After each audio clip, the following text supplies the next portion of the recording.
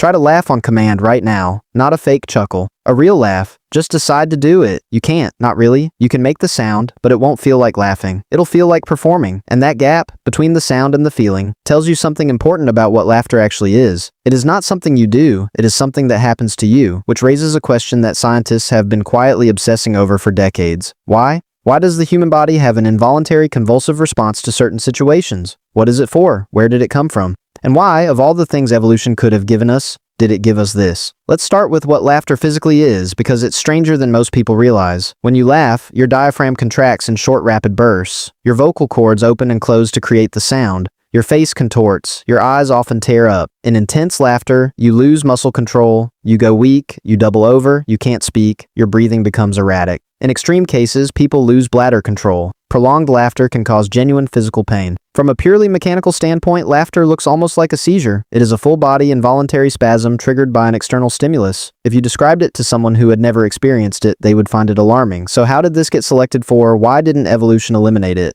To answer that, you have to go back further than humans, because we did not invent laughter. In the 1990s, a researcher named Jaak Panksepp, a neuroscientist who spent decades studying animal emotions, started tickling rats. Not casually, systematically, he and his team would tickle young rats and monitor their vocalizations using equipment sensitive to ultrasonic frequencies, sounds above the range of human hearing. The rats made a specific sound when tickled, a rapid chirping at around 50 kilohertz. They also actively sought out the tickling. They would follow the researcher's hand around the cage, trying to get more of it. They would choose to spend time near humans who had tickled them over humans who hadn't. The 50 kilohertz chirp appeared in other play contexts too, during rough and tumble play with other rats when anticipating something positive. Panksepp called it rat laughter. The scientific community was skeptical at first, but the findings have been replicated, extended, and built upon. Rats have something that functions like laughter, an involuntary positive vocalization tied to play and social bonding, and it predates the human lineage by tens of millions of years. Since then, similar vocalizations have been documented in dozens of species. Dogs produce a forced breathy exhalation during play that is distinct from their other vocalizations. Some researchers consider it a laugh analog.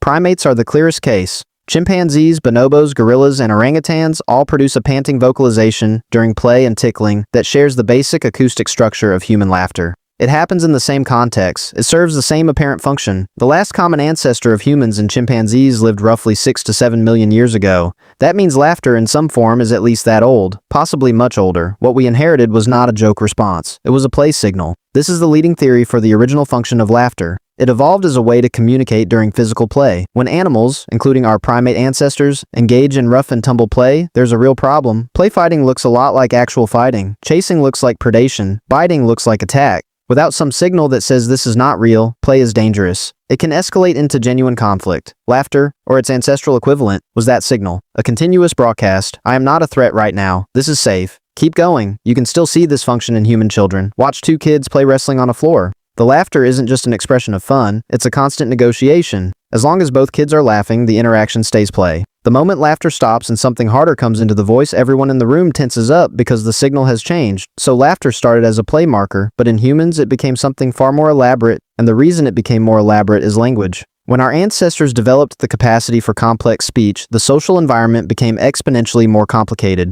You weren't just navigating whether a physical interaction was friendly or hostile, you were navigating what someone meant, what they implied, what they left unsaid, whether they were lying, whether they liked you, whether the group accepted you. The social computation required went through the roof. Laughter adapted to serve this new social world. It became a tool for managing ambiguity. The most important function of human laughter, according to the research of Robert Provine, who spent years studying laughter in natural settings, is not responding to humor. It is punctuating social interaction. Provine and his team cataloged thousands of instances of naturally occurring laughter and found that the vast majority, around 80%, occurred not in response to jokes or funny statements, but after ordinary, unremarkable conversational phrases. Things like, "I'll see you later," or "I know," or "It was nice meeting you." People were laughing to signal warmth, agreement, connection, to say "I am comfortable with you," to smooth transitions, to soften statements, to fill gaps. Laughter, in this framing, is less about comedy and more about social lubrication. It is the vocal equivalent of a smile a fast, low-cost signal that keeps relationships running smoothly, and it is deeply contagious, which is not an accident. The contagiousness of laughter is a feature, not a bug. Hearing laughter activates the same neural pathways involved in producing it. Your brain, on some level, does not fully distinguish between laughing and hearing laughter. The contagion pulls groups into synchrony. Everyone laughing together for a moment is everyone signaling safety and belonging to everyone else simultaneously. It is a collective nervous system reset. This is also why laugh tracks exist, and why they work, even when we know they're fake. The auditory trigger for social laughter is old enough and deep enough in our neurology that we respond to it almost automatically. Now here's the part that takes this somewhere darker.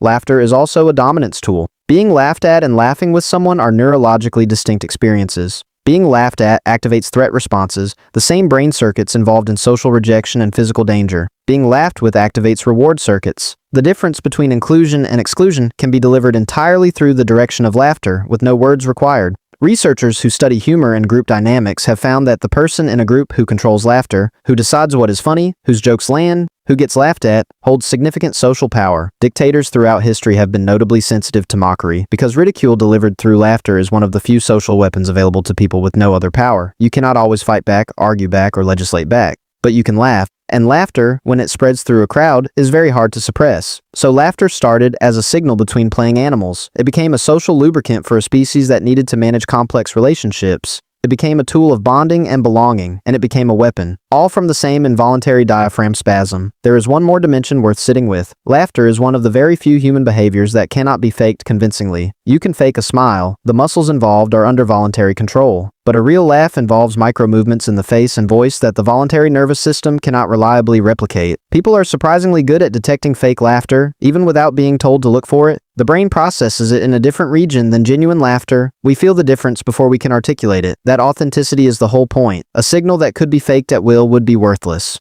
The fact that real laughter is hard to produce on command is precisely what makes it trustworthy. When someone laughs genuinely in your presence, you are getting a piece of information that is very difficult to manufacture. They are not performing comfort. They feel it. 6 million years of evolution, running through rats and chimpanzees and early hominids and every human who ever lived, distilled down to one moment where something catches you off guard and your body just goes. That's not random. That's ancient.